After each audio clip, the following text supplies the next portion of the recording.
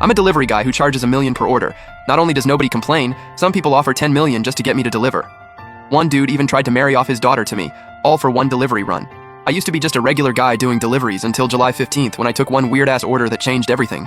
That day, the customer ordered some BBQ, a bottle of Mutai, a pack of smokes, and a lighter. I grabbed everything and was ready to roll. That's when I noticed something weird in the order notes. It said, "Once inside the elevator, press floor 4 times in a row." The access code section was just a bunch of asterisks. I figured it was some sensitive number that got filtered out by the system. I didn't overthink it. Got to the building, stepped in the elevator, and pressed floor 4 times. Not because I'm OCD, I just knew these weirdos would leave a bad review if I didn't follow instructions exactly. Not worth the risk. But the second I hit that fourth button, the elevator, which was going up, suddenly dropped. After what felt like a gut-wrenching freefall, there was a loud clunk and it stopped. My legs were shaking. I thought some psycho was messing with me. I stepped out ready to go off on someone, but I hadn't even taken a few steps when everything around me looked completely different. Stretching out in front of me was this massive cityscape, a mix of modern buildings and ancient ones under a dull gray sky. The people walking around were dressed all kinds of ways, ancient robes, jeongsams, Mao suits. But when they turned and looked at me, my skin crawled. Every single one of them was dead pale, no color at all. It's a hallucination. It has to be, I told myself, and bolted back toward the stairwell. But right then, a freezing cold hand landed on my shoulder. "That's my order. Hand it over." My heart nearly jumped out of my chest. I spun around. A man in his 40s, modern haircut, modern clothes, but his face was white as a sheet. I screamed and collapsed. "Stop screaming. You're already here." The man tore open the packaging, took a bite of the grilled kidney, then spit it out. Sipped the Mutai, spit that out too, but his eyes were full of nostalgia, like he was savoring every second. I almost peed myself. "Bro, keep the tip, keep the food. Just let me go, please." "Nah, little bro, can't do that. Getting stuff for free messes with your karma and might even block your next reincarnation." He sat down beside me, lit a cigarette, then pulled out another one along with a lighter and held it out. "Here, have one. Calm your nerves." I was smiling but looked worse than if I were crying. I managed to ask, trembling, Where am I?" The man pulled out the latest iPhone and sighed. "The underworld." I was craving a smoke and some food, so I used a phone someone brought over and tried ordering delivery. Didn't think it'd actually work. I was horrified. Done. Cooked. I delivered myself straight to the land of the dead. Shaking, I asked, "Can I still get back?" "As long as you don't stay longer than an hour, you'll be fine. Your life energy is strong. Nobody here will touch you. Long story short, my name is Su Tu-kyung. I lived half my life without regrets, except for my wife and kid. I was a deadbeat when I was young. Ran off after racking up debt, changed my name, worked my way up to owning a restaurant chain. Never went back to them, even got a new woman, then died in a car crash."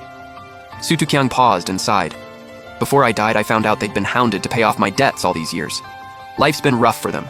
I secretly set up an account and saved up $1 million, but I died before I could give it to them. Show me your payment QR code." I pulled it out, half believing. "Done. $1 million. Transferred." His tone suddenly got serious. "900,000 goes to my daughter. The other 100,000 is your delivery fee. If that's not enough, we can talk. If you want more, I'll take it, because you're the only one who can help me." I was stunned. There was no way I was haggling. No signal, though, so I had no way to confirm if the transfer was real. Had to take his word for it, a ghost's word. "Aren't you scared I'll just keep it all?" Su Tu-kyung let out a low chuckle. "Oh, you want to come down here and keep me company?" I backed down immediately. I threw my hands up. "I swear I won't take a single extra cent." Then I asked, "How do I find your daughter?" "Her name is Su Yiran, third-year med student at Zhonghai University." "What if she thinks I'm some creep trying to scam her?" Su Tu-kyung thought for a moment. "Easy. Yiran has a small red birthmark on her lower left chest, and there's a curved scar on her butt. She got it as a kid playing hide-and-seek when she fell against a heater. Nobody outside the family would know that." I quickly asked, "How big is the butt? Wait, I mean, left side or right side?" "Right side." "All right, I'm heading out. See you around." Actually, hopefully, never again. I sprinted into the stairwell without looking back. The moment I stepped into the elevator, my signal came back. My phone blew up. Notification after notification, that satisfying sound of coins clinking. I opened it with shaking hands. "Su Tu-kyung has transferred Y1000,000 to you." I rubbed my eyes hard. $1 million. That's what I'd make grinding deliveries for 10 straight years. If I kept it all, I could skip a whole decade of work. I took a deep breath and didn't. I had a gut feeling, take one extra cent, and I'd drop dead on the spot. Yeah, I was shaken, but honestly, I was more excited than anything. Su Yiran was at Zhonghai University. Might as well swing by and surprise my girlfriend while I was at it. She'd been too busy studying to see me for days. When I got to the front gate, I spotted Yang Lu standing by the road. Sweet-looking girl, waiting for someone. Every guy who walked by had to take a second look. I walked up. Babe, is this what they call a psychic connection? I hadn't even texted you yet. I got out holding flowers and reached for her hand. She stepped back. The look in her eyes said it all. Back off. Then she said coldly, I'm not here for you, and we're breaking up. Stay away from me. I don't want people getting the wrong idea. Her words hit me like a bolt out of nowhere. I laughed it off. Come on. I'm about to start making serious money. I can take care of you. Yang Lu shot me a look of pure disgust. With what you make, please. Then she pointed at a sports car pulling up. Being with you. Would I ever ride in something like that? I can now, so why would I waste my time? Why would I? She dropped that line and walked over to the sports car, wearing the same smile she used to give me. A well-dressed young guy stepped out, and Yang Lu leaned her head right onto his shoulder like it was nothing. I stood there, chest heaving. A chubby dude nearby who'd watched the whole thing smirked and said, Bro, that one hurt, huh? She's top tier. No way she's going for a delivery guy. You know who that is? Chen Tianming, the big shot student council president. Trust fund kid too. Another innocent girl down the drain. Chen Tianming noticed me standing there with flowers and asked Yang Lu, You know that delivery guy? She said, Just a high school classmate, not really friends. He said, Let's go then. Chen Tianming turned, opened the car door with one hand, and in the other he was holding something. Gave it a little wave in my direction. A hotel key card. My mind went completely blank. Then it hit me. Every time I'd asked to see Yang Lu lately, she said she was busy studying. So that's how she studies. And I'd sworn I wouldn't lay a finger on her until we were married. I pulled myself together and turned to the chubby dude. Hey, you know Su Yuran? Lost the girlfriend, not losing my life too. I just wanted to finish this job and get out of here. He laughed so hard. Su Yiran? She's literally one of the top 4 campus beauties. Even Chen Tianming can't get her. I had no way to explain, so I just said, Mind showing me where she is? He smirked. Sure. This time?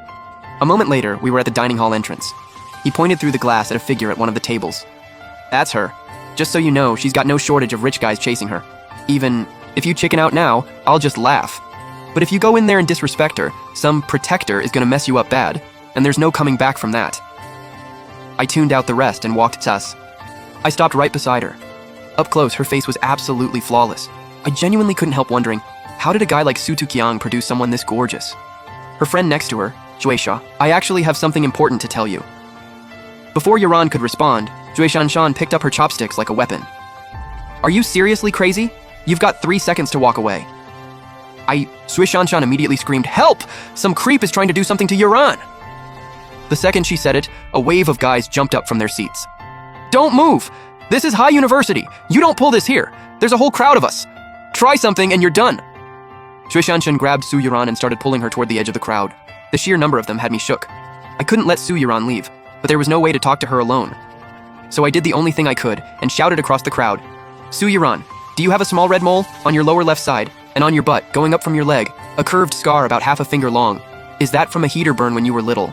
Su Yiran's heart was pounding like crazy, like something crashing around inside her chest. Those words weren't explicit, but the implication was clear enough. A complete stranger not only knew, but why. If he'd gotten any more specific, she would have literally died of shame right there. She rushed over and pressed her hand over my mouth. Head down, flustered and flushed, Su Yuran said quietly, Stop.